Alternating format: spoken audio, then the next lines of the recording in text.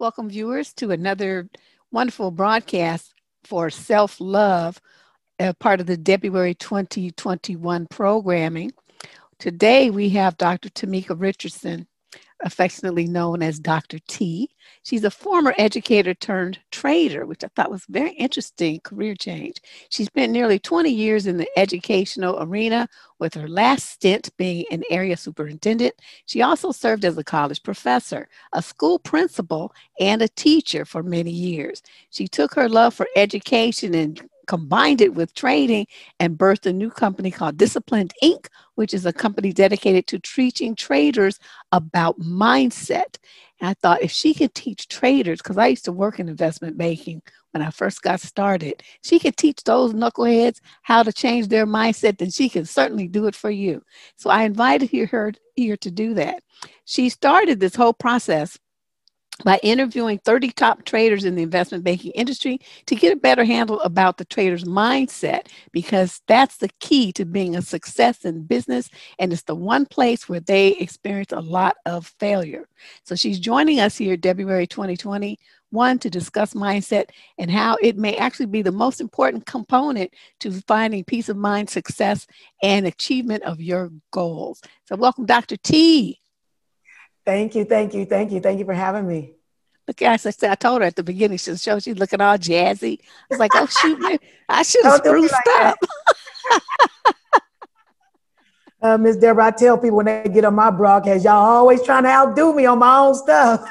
Oh, no, I'm not even going to try. There you go, there you go. So let's start with, because this is just driving me crazy. I'm so curious. How did you go from being in education to going into the field that you are now, where you're teaching traders? It's such a niche market. So I was like, Yeah. well, what made you decide to do that? You know, the only thing I can tell you is God does all things well. I was in education. Actually, my most of my adult career, but again, my last stint being in the area superintendent, and it was sooner after my first year, I got deathly ill. And I was in bed for like 2 years. They thought I had lupus. They thought I had rheumatoid arthritis, fibromyalgia, chronic pain. And it was during that time where, when you only have nothing but your mind to think about, I just kind of started going through just my life and the things that were happening for me. At the time, I had gone somewhere around there. I had gone back home. I had one of my sisters had been talking to me about this thing. They're all entrepreneurial, and just started talking to me about this trading thing. And when I got introduced to it, at first, for about the first 6 months, I didn't take a hold to it, because I was like, I honestly was feeling like, God, are you taking me? Am I going off path for where it is you wanted me to go? So I didn't do anything. When I started, and I kind of stopped, and then I had gone home again, and they actually started showing me some stuff, and I was in. And I started learning how to trade first. So at the beginning, I was part of some close-knit groups. One of them called the Powerhouse. That's online. So that part of it for free. But I was in some of the paid portions of it, following my sister and my family, and I kept understanding. I always knew that my work would be with women, almost like a women's ministry, but I'm kind of outside the church, so to speak. I knew it would be with women, and I knew it's always been about how do we become our best selves and that, but I couldn't figure out, the what. I've done online women's things, and I was driving home as Deborah one day, and God spoke to me and said mindset. And I called the guy who runs the Powerhouse, about 30,000 people in there. And I said, I want to get started doing mindset trainings. And when you have your next live event, can I get on stage and do some things? And he said, yes. And it was born in that instant. Wow. Because I knew that mindset is the key. It doesn't matter how much money you make. It doesn't matter where you go in life. It doesn't matter what your career choices. If you can't get the stuff in your mind to be on the right path, you'll always be living in regret, or you'll always be stuck in the places that you need to be. So that's kind of how it happened. And here's the beauty of it. I know it was God, because when, you can be educated and you can do a lot of things because you're a hard worker or because you have the degrees and you have all that stuff. But there's no way you could have told me that I could have figured out, like you said, how in the world did you go from this? It wasn't me. That's how. Yeah, It because I wasn't was me. scratching my head. It's like, okay, But what? it's all the same stuff. It's still education. It's still education, Well, right? yeah, That's that's all I'm true. still doing. It's still education. I still do what I love to do. So that's a longer story short, but that's kind of how it happened. Okay, so that lays the foundation. So explain to us before we get into this too deep. When you say the word mindset, what do you mean? How is it uh, demonstrated?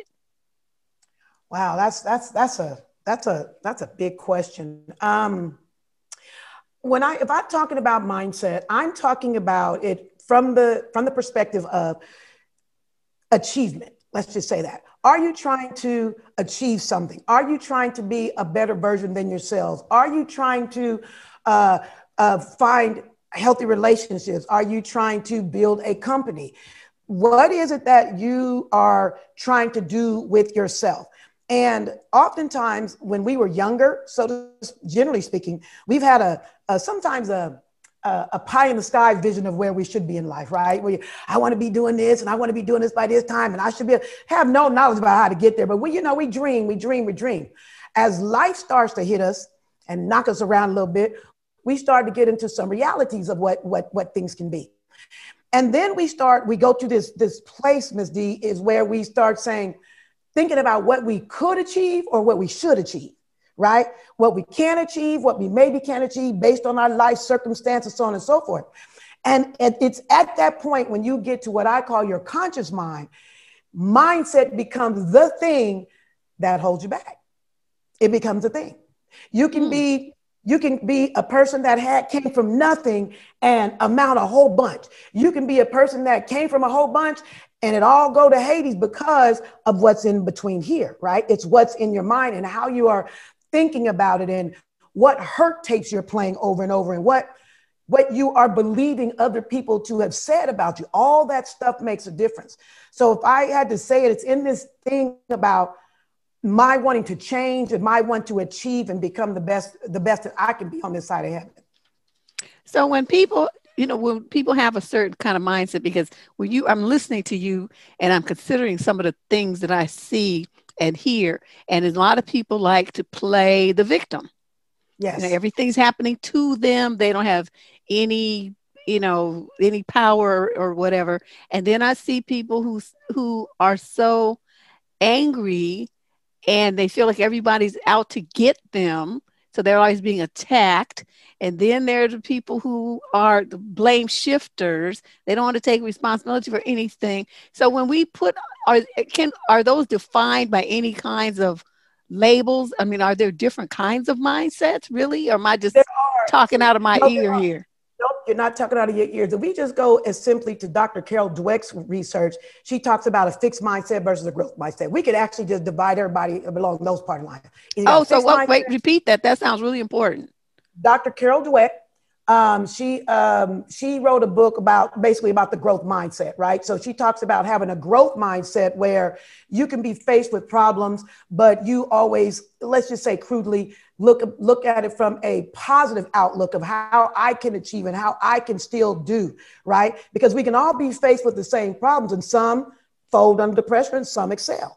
Some fold behind. Most of the time it's because of past failures that I'm going to fail again. That'll preach all by itself, right? You're hindered by the things of the past. So some people don't want to face the notion of failure. So therefore they can hide behind being, this is just the way that it is. It's fixed like this. The victim mentality, all those things that you said. And the next person can be born in the same house and see that same exact situation from a totally different perspective. Yeah, this happened, but the silver lining people, you can, no matter what happened, you got some folks that they just always can find the silver lining out of stuff and they always can seem happier. They are the opposite side of that coin. So no, you're not You are very accurate that there are people who are like that. And most of the time it has to do with childhood things that they never let go of, or it deals with past pains that they have begun to define themselves through that lens. And because they define themselves through that lens, it's very difficult for them to see themselves as somebody else. And that's scary, right? So did That's you also see a lot of this when you were in education? I mean, oh, good amongst God, children? yes. Absolutely. Not the children, the adults. Oh, their parents. No, the teachers. Oh, no. You gonna make me preach and say right. The teachers, the educators, the very ones that were teaching the children. So I saw it in the kids, I saw it in the teachers, I saw it in the parents. And here's the thing: the kids were the easiest ones to deal with because they were still moldable. Right. I can still talk to them about, because I was always this person in education. I chose to work in what's called Title I education schools, well, basically low income, poor schools. That was my choice, except for 1 year of my entire career. That's what I chose to do. And those kids, once they know you love them and care, I wanted them running through walls. You are the best at what you can do. I was working on helping them to shift their mindset. They weren't fixed. The adults, they were fixed. The teachers, they were fixed. That's who was fixed. That's terrible. So they're basically training these children to have the mindset for set them up for failure. Boy, you said it strong. I'm gonna say it in a different way. I agree with you. They set Okay, them maybe up. not failure, but not to No, but achieve as much as they should. I Could. don't even think that they even say it that way. They set them up for safety. There it is. They set them up for safety, because safety means if I don't do X, well, then I don't have to deal with pain. If I don't if I don't put it all on the line, I don't have to deal with pain. If I don't go hard, I don't have to deal with failure, right? So some people, it's still this mentality of, go to school, go to college, get a good job, retire, and that's not what it is today. It is about entrepreneurship. It's reality TV. It's all these types of things. It's building apps. You know what I'm saying? It's this totally different mindset. So, but you have to remember, those that are teaching many of the kids of our generation didn't grow up in this current generation. They grew up they're the baby boomer generation, right? Many of them are baby boomers. So they came in with a different, more safety, less risk-taking type of mentality. That's where we can oftentimes separate them down those party lines. So it's about safety. It's about, not taking the risk, just go work for somebody, find a good job, have a degree, do it that way, as opposed to, I'm telling my son, what business you want to start? And if that one don't work, let's start another one. But I'm going to teach you how to save, and I'm going to teach you how to do this, and I'm going to teach you how to do that. It's just a different mentality. I see. So I get it now. All right. So what I was thinking then is basically by teaching people to be safe, you're kind of reinforcing fear. Yeah. Am I on the right track here? You are That's what it absolutely on the sounds right like. I'm track. just kind of like siphoning through what you're saying. But listen to this. My father once said, God rest his soul, the worst kind of bondage to be in is when you don't know it. I said that to say, you don't know that you're perpetuating fear, but when you sift it all through, it's fear. You don't know when you say to someone, oh yeah, I'm not sure about that. You don't know that it is your fear that you're projecting. When you don't support someone I'm not talking about, there's a difference between reality of taking, like let's say a kid just say, I want to be a gamer. I just want to be a gamer. Well, first of all, they have college degrees. Do you know that you can get a scholarship by being a gamer at some colleges? Mm-hmm. You can but that's not a job.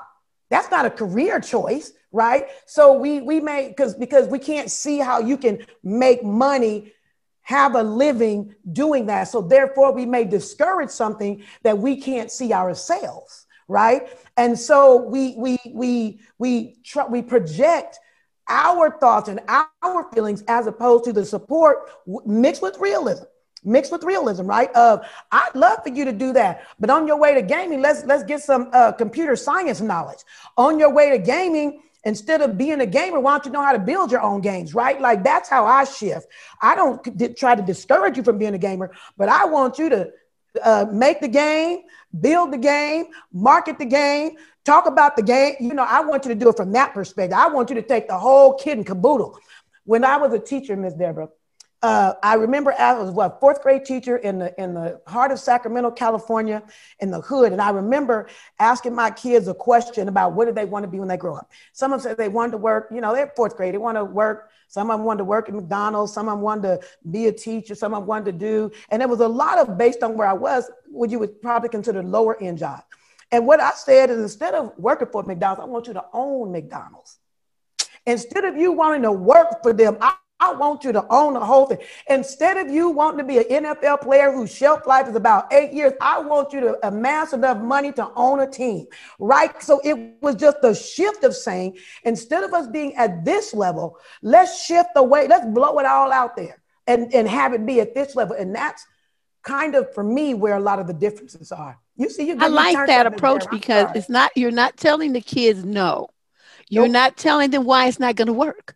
You're not doing anything to douse water on their dreams. No. You're just giving them something to augment it. Yes. I see. Okay. Yes. I like to help people think bigger. I'm always about thinking bigger. And it's like, I can see my people will kid about me is I have a program written before we get off this channel right here. I know how to write a program, have a boot camp ready. Let's just go ahead and do this thing, because I'm always thinking in that way. And I want to encourage people to think and build and create and just do it. Just start. Just start.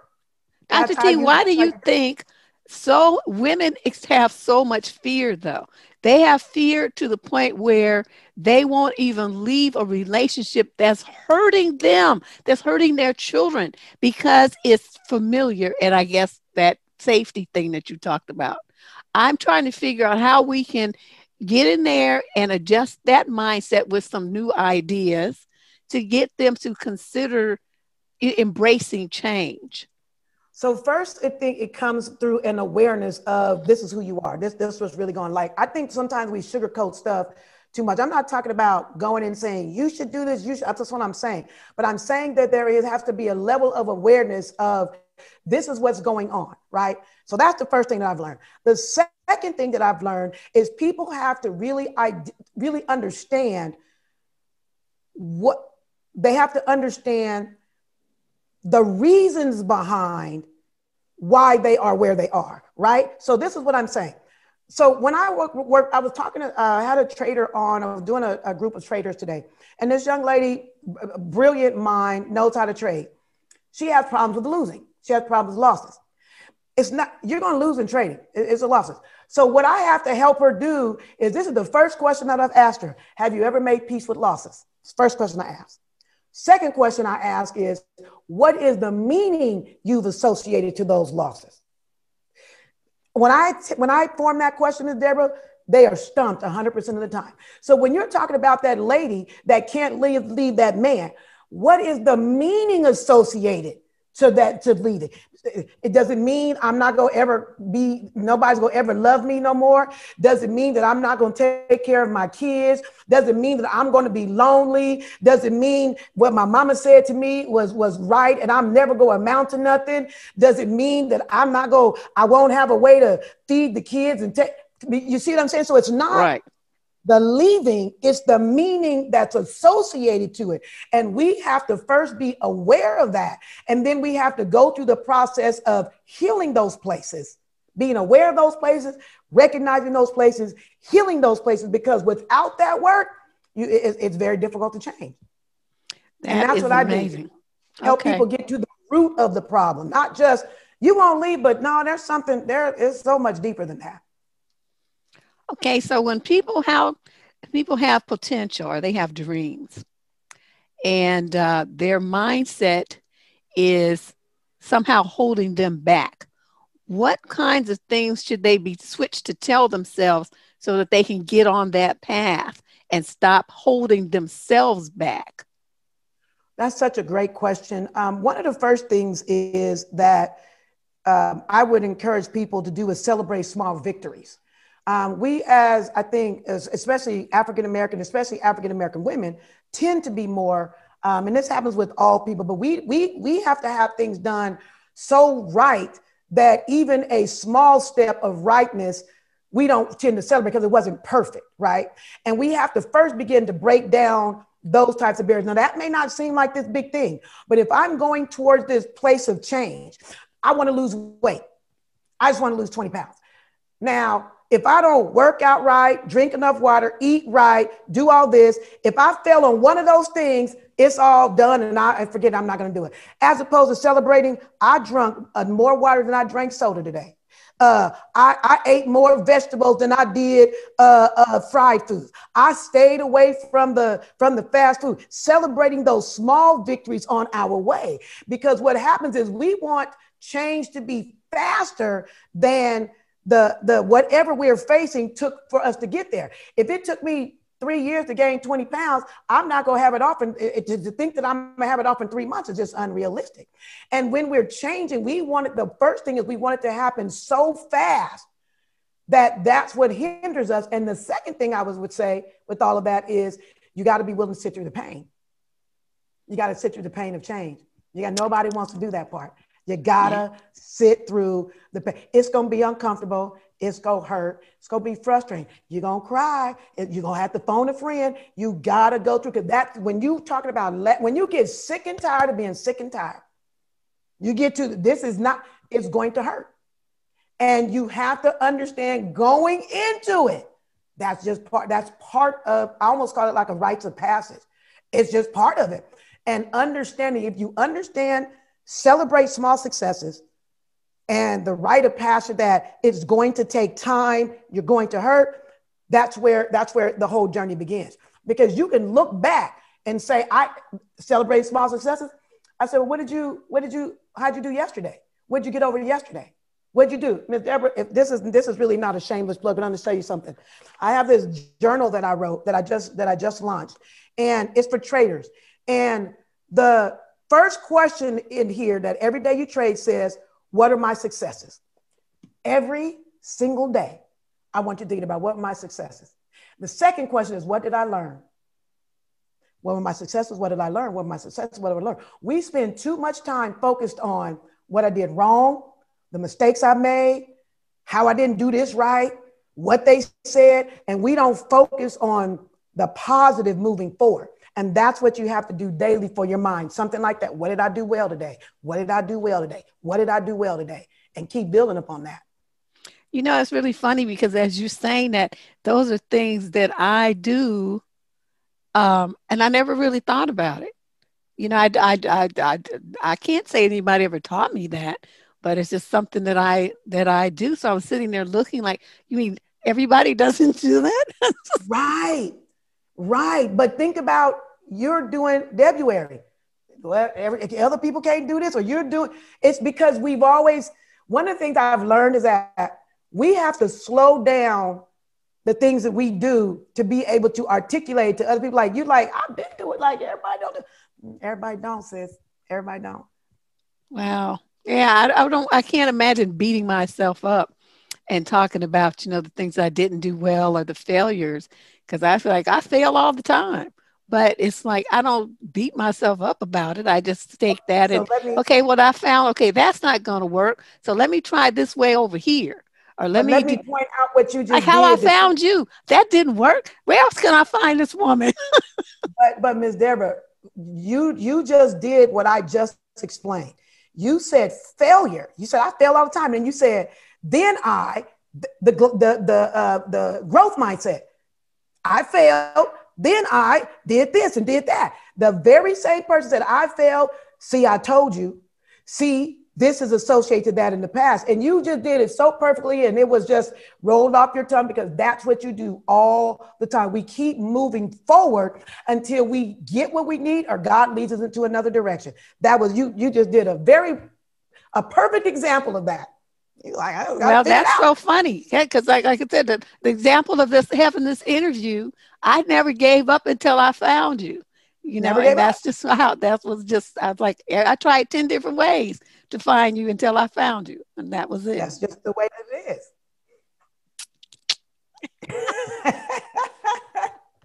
Well, let's talk about this. Like, if I was curious to know, as you've been doing all this training and working with different people, have you noticed that there tends to be a pattern of mindsets that might go along the lines of gender? You kind of talked about the age thing, the boomer mindset, but Yeah. have you noticed anything that you can associate rather, with men and women, a particular mindset that each might have? I can. Women more so, well, first of all, we're emotional. So that messes us up right there, the emotional part of it. Men can tend with mindset to let things go a lot faster. We don't. I find that we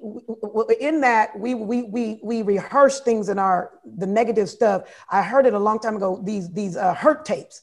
You know, you something failed in your life, and when something else come on, you hit the play button, and that failure plays again. We do that very, very commonly. Is that we play these hurt tapes and these things that something else is coming, and we may get nervous about doing it, and we'll make excuses. You said that before. That happens more so with women. It's also down age lines as well. The older we get, the more baggage we have up underneath us. Right. And if we've never gone through the quest of healing ourselves through some of this stuff, we just keep sweeping it under the rug. Ms. Deborah, I say everybody need a therapist. Everybody need a therapist. Everybody need to have somebody that they talk to that's a professional or a semi-professional, that they can deal with some of this stuff that's happened and has hindered us in the past, because that's where it all starts. That's where it all starts, is in our past. Wow. That's past like childhood? Yes, ma'am. Yes, ma'am. Childhood, divorces, lost jobs, any of these big ticket events that can shift our stratosphere, those things have an incredibly profound impact. Watch this. I can get to I'll do one-on-ones, Ms. Deborah, and I will get on with somebody, and I can always tell when I hit the button. For women, it becomes this visceral reaction. Like, we'll be going through, and I'm trying to dig through to try to get to the root of the problem, and I'll ask him a lot of questions, and it's something in childhood. And as soon as I touch it, tears welling up, and they can remember the time, the day, who it was that changed and what happened, because it's always been in us. And we remember it like it was yesterday. So many times people can go back to a particular place to find it. And then what happens is people have so many things layered on top of it. This is what I find that sometimes is hard, is that sometimes people that get older, they decide something is wrong. They got to peel this layer, and they think that was it. Oh, that wasn't it. Thought it was the mama. Nope, it wasn't the mama. Thought it was the ex. Nope, it wasn't. Thought it was a kid. Nope, it wasn't a kid. Thought it was it. Nope, it wasn't. And you got to peel back. Think of all the hurt that you got to keep peeling that back till you get to the core. You remember when you was 13-year-old and your uncle touched you in that inappropriate way, and you tried to say something nobody else? That's where it was born. Oh, and you got to go back to heal and restore. It was, I grew up poor, and I remember being hungry, and I decided I was never going to it's generally like an ultimatum sort of thing, like a thing where I'm never going to be like this. I'm never going, some things like that changes us. Something somebody said that shifts us, and that we hold hostage, and we put it in a deep place, and we pack it down, never again to be looked at again. And then we shift our life. It becomes our new normal. It becomes our new normal. And many people don't even realize that they are living a new normal based on pain. That'll preach by itself. My goodness gracious. That's a lot. It is a lot. Okay, so if somebody, they're listening to this, and they're like, okay, well, as they kind of start filtering through, say, okay, well, how do I start on this path to changing my mindset? Do you have any tips? I do. One of the things that I have come to understand, there is a difference between, let's say, a life coach, because I'm a coach, call myself a life coach, whatever kind of coach. I'm a certified coach. I'm more for like executive coaching and different things like that. So here's my thing I'm trying to say. There's a difference between getting a life coach and a friend and getting a professional. And I have come to understand the difference for myself. When you have a lot of stuff that you have to deal with that go back to childhood, you need a professional. You need a professional to be able to help you down the path. Now, here's another thing. Many people of color, and especially men of color, it's like taboo. It's taboo. They don't want to do it. And that is so sad that we are still in that place. So I say we have to get therapy, and it's different from pastor and first lady as well. I'm going to go ahead and say that too. Professional help. If you've had a therapist before and that therapist didn't really help you, sometimes it's a different type of therapist you need. You might need a therapist that focuses on some type of behavioral therapy. You may need a psychiatrist. You may need someone that helps you deal with it's a different type of way, not just a counselor to help you talk, but there are different types of therapists, right? You might be a person that's dealt with trauma. You may need somebody that's an expert in trauma, right? So it's about doing some due diligence with that. I think people need coaches. Some people that just like, you know what, I just need somebody to kind of stay on my behind. That's where someone like me, I think more so would come into play. And I've learned to bow down and say, it's above my pay grade. I would like for you to get a licensed person that can help you. I have a client now that she has both. She has me and she has another person. And then I would say, I'm definitely open for calls as well. But you have to first identify. They say the first step in recovery is admitting that you have a problem. That's the first step. And you can't, this is how I said, Ms. Deborah, you can't put cologne on top of funk. Can't do it. Can't do it. Can't put cologne on top of funk. You got to clean it up first. Okay, and that's that what we visual. want to do. You already know. You already know. You can't, and that's what we want to do. We want to just change. We want to move forward without healing what was in the back. Right. You have to go through the work of healing what's in the back. Of, I promise you it's coming back up in a different way. I promise you it will. So you have to first make the decision. Okay. Well, as we wind down here, I would like you to have an opportunity to provide a couple of takeaways. What is it that you think are the most important things that listeners should be taking away from this interview? I think that one of the things that I would say, first and foremost, is that change is possible. And as the saying goes, the only thing that's constant is change. It's the only thing that's constant. And oftentimes, if you are a person in any way that you want to move forward with something, you feel like you've been stuck in a place, you feel like you want to get past a certain place, what you have to do is really identify the things that may be holding you back and why. One of the things that I tell people that I coach is I call it the 5 degrees of why. It's not necessarily 5 degrees, but the point behind it is keep asking yourself, why do I feel this way? Till you get to the answer. It might take 5, it might take 15, but I generally say about 5. Why do I feel this way? And be honest with yourself. Let your inner self tell you the truth, not the truth behind somebody else's lenses, not the truth behind where you think you should be, but the real, uncut, ugly, sometimes truth. When you're able to do that and get to the root of the problem, that's where you start to rebuild. That's where you start to heal. I call it reclaim and restore. If you don't remember anything, you got to reclaim some things in your life and you have to go through the process of restoring it. And it is absolutely possible. You just got to believe. That's great. Well, let's say you give you a minute to tell everybody where they can find your fascinating self. Well, I appreciate the opportunity. Thank you so much for your diligence in finding me first and foremost. And I'm gonna have to find out why it took you 10 times, because it should have been easy. I need to have my contact information up a lot more prominent. So I want to apologize to you for that. But if you want to find me, you can go to my website. It's Dysciplined.com, but that's with the Y. So Dysciplined.com. So Dysciplined.com.